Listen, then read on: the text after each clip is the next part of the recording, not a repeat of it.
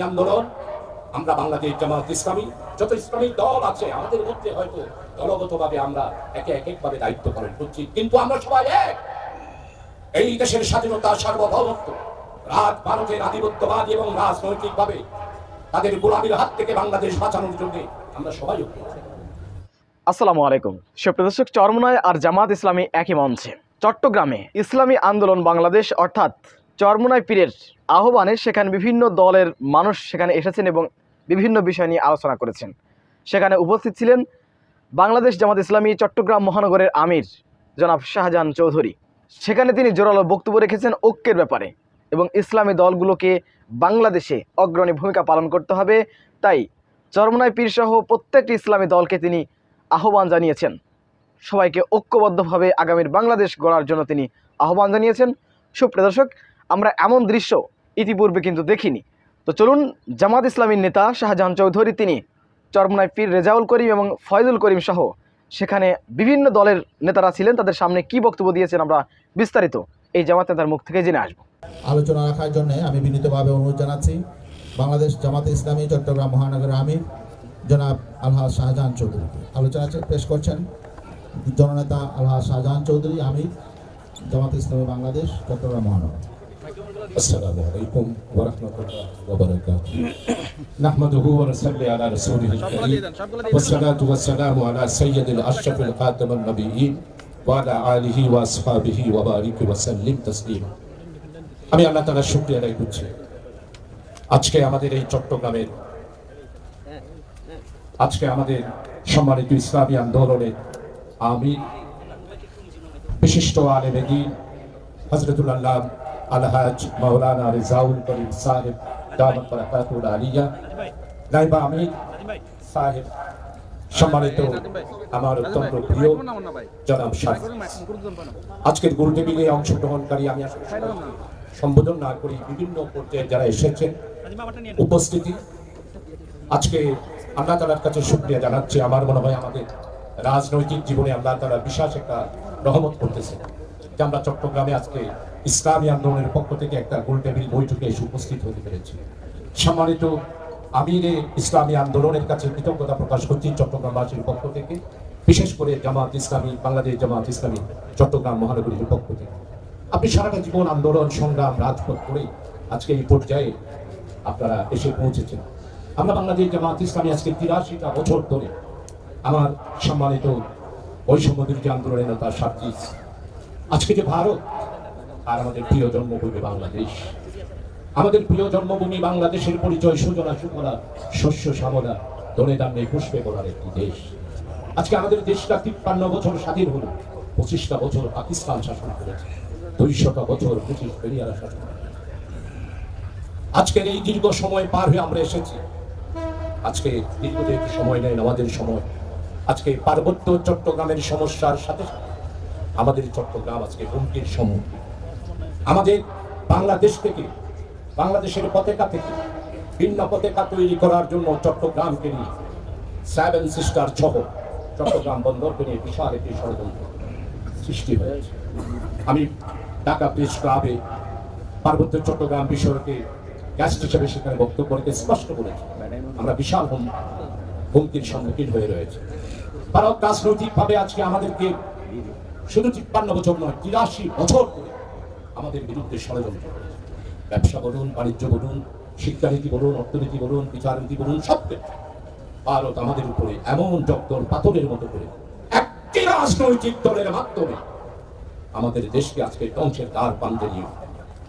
আজকে যদি বাংলাদেশে আমরা সুন্দরভাবে যদি দেশ পরিচালনা করতে পারতাম, শুধু গ্যাস, আজকে ভারতের সাথে ১৭টা চুক্তি করেছে আওয়ামী লীগ, আরো অন্যান্য উপচুক্তি করেছে।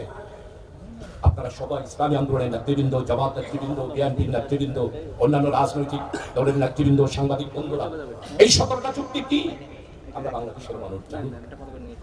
আজকে বাংলাদেশে গত 18 বছরে ১৯৭০ সাল থেকে এই পর্যন্ত ভারতের পক্ষ থেকে যে প্রেসক্রিপশন দেওয়া হয়েছে ঠিক সেই অনুসারে একটি দল রাজনীতি করেছে।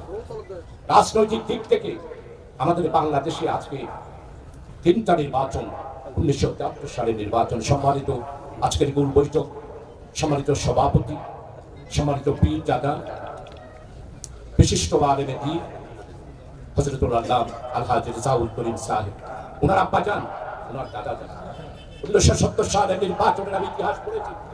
70 সালের নির্বাচনে ওনার দাদা যান সেই দিন আওয়ামী লীগের বিরুদ্ধে, আওয়ামী লীগের কথার বিরুদ্ধে ওনাদের পারিবারিকভাবে লঞ্চ, এই লঞ্চ দিয়ে বরিশালের প্রত্যেকটা অঞ্চলে আওয়ামী লীগের বক্তব্যের বিরুদ্ধে উনি বক্তব্য দিয়েছেন।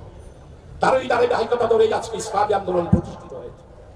ইসলামী আন্দোলন, আমরা বাংলাদেশ জামাত ইসলামী, যত ইসলামী দল আছে আমাদের মধ্যে হয়তো দলগতভাবে আমরা এক ভাবে দায়িত্ব পালন করছি, কিন্তু আমরা সবাই এক।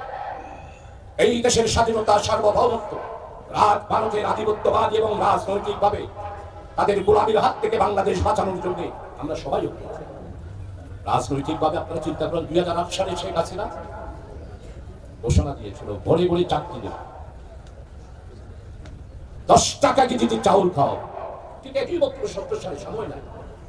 এরা যা বলে তা করে, আপনাদেরকে ধরে নিতে হবে। আওয়ামী লীগ যা বলে তা বিদেশের আধিপত্যবাদীদের প্রেসক্রিপশন অনুসারে তারা এই দেশে বক্তব্য বলে বলে চাকরি দিছে না। 2010 সালে মনে করছিলাম আসলেই চাকরি দেবে, কিন্তু দুর্ভাগ্য মাননীয় পীর সাহেব এবং পীর চাচা নাইবা আবির সাহেব সম্মানিত উপস্থিতি, আমরা কি দেখলাম? ঘরে ঘরে মামলা, ঘরে ঘরে হামলা, ঘরে ঘরে পুলিশ, ঘরে ঘরে র্যাব, হাজার হাজার নেতা কর্মী কারাগারে। কিসের রাজনীতি আওয়ামী লীগের? আওয়ামী লীগের রাজনীতি করার কোনো অধিকার নেই, কারণ তারা স্বাধীনতা আসার, তারা বলে মুক্তিযুদ্ধের ধারক। আপনারা মুক্তিযুদ্ধের ধারক না। 25শে মার্চ আপনাকে পাকিস্তান আর্মি গ্রেপ্তার করে নিয়ে গিয়েছে, দেশে ছিলেন না, 9টি মাস কারাগারে ছিলেন। প্রধানমন্ত্রী, আমি তো সে প্রধানমন্ত্রী বলি না, কারণ উনি তো নির্বাচিত, শুধু আওয়ামী লীগের নেতৃত্ব। আপনারা কোথায় ছিলেন? আপনারা পাকিস্তানের আর্মিদের বেতন খান নাই, তার দলিল আছে না? আমাদেরকে কথা বলতে দিচ্ছেন। রাজনৈতিকভাবে এখান থেকে উদ্ধার হওয়ার জন্য আর সাংস্কৃতিক, আমার প্রিয় স্নেহধন্য, আজকে যেভাবে সাংস্কৃতিক গোলামি আমাদের মধ্যে সৃষ্টি হয়েছে, আমরা আর হিন্দুস্তান, আমরা তো হিন্দুস্তানের কোন রাজনীতির ব্যাপারে আমরা মাথা ঘামাই না, আমরা তো কোনো বক্তব্য রাখি না, তাদের সীমানা নিয়ে তো কথা বলি না। তাই আজকে সময় এসেছে, দুপুরের নামাজের সময় আমি দেরি করে এসেছি, সম্মানিত ক্ষমা করবে নাইবা বিশ্বের, আসলে দেরি করে দিচ্ছি। আমাদের কালকে 6টা মাহফিল, এরপরে সেটা শেষ করে প্রেস ক্লাবে আজকে আন্তর্জাতিক মানবাধিকার কমিশনের একটা বিশাল রেডি হয়েছে, সেটাতে বক্তব্য রেখে আপনার এখানে এসেছি, দেরি করে ফেলেছি। আসলে আমি আপনাদের সবার কাছে দুঃখ প্রকাশ করছি। তো আমি যে আজকে এখানে এসে অনেক কথা বলার ছিল, অসুবিধা নাই, আপনারা যা বলেছেন তার সাথে আমি সম্পূর্ণরূপে একমত। আমি সর্বশেষে এই কথাই বলবো, সাংস্কৃতিক গোলামীর সবচেয়ে বড় নজির হচ্ছে শিক্ষার ক্ষেত্রে 18 বছরে আমার দেশের আগামী দিনের প্রজন্ম শিশু কিশোরদেরকে ধ্বংস করে।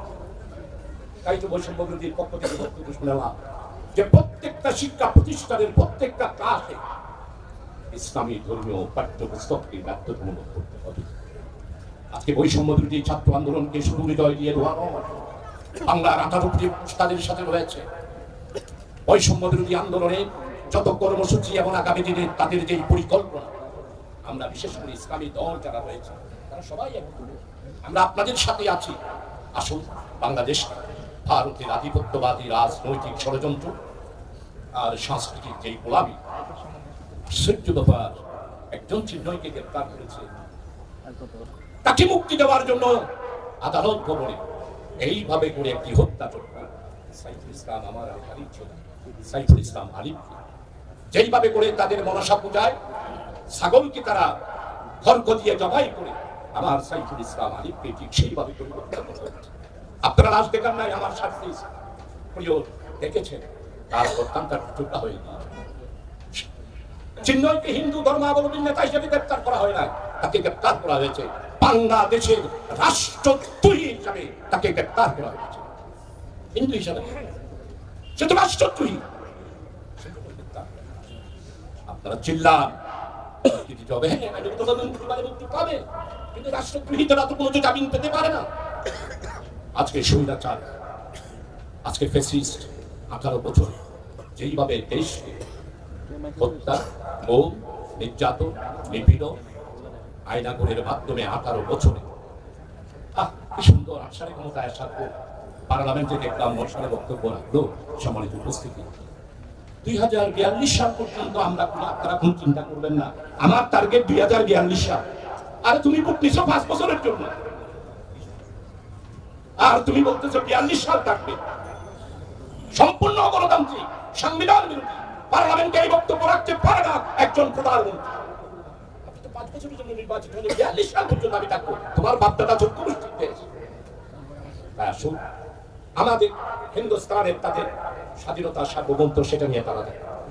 আমাদের ব্যাপারে যদি হিন্দুস্তান মাথা গলায়, বৈষম্য বিরোধী ছাত্র আন্দোলনের মাধ্যমে 5ই আগস্ট নতুন বাংলাদেশের যে যাত্রা শুরু হয়েছে, আবার যদি আমাদের মাটি, আমাদের সীমানা এগুলো যদি ভারত মাথা কামায়, 18 কোটি মানুষ আমরা ঐক্যবদ্ধ। আমরা যেভাবে 71 সালে দেখিয়েছি, এইবারে 2024 সালের 5ই আগস্ট দেখিয়েছি, 9 মাস সশস্ত্র যুদ্ধের মাধ্যমে 16ই ডিসেম্বরে বিজয় যেভাবে দেখিয়েছে। ও ভারত, আমাদের বাংলাদেশের ইতিহাস তোমাদেরকে জানতো। আমাদেরকে দাবায় রাখা, আমাদেরকে শোষণ করা, আমাদের আধিপত্যবাদী করা, আর আমাদের চট্টগ্রামের ব্যাপার হুমকি। বারাউড়িয়ার চট্টগ্রামের উপর চোখ পাকবেন না। এই বন্দর বাংলার 18 কোটি মানুষের বন্দর। এটা চট্টগ্রামের মানুষের বন্দর, 18 কোটি মানুষের বন্দর। এই বন্দরের ব্যাপারে যদি কোনো ষড়যন্ত্র করা হয়,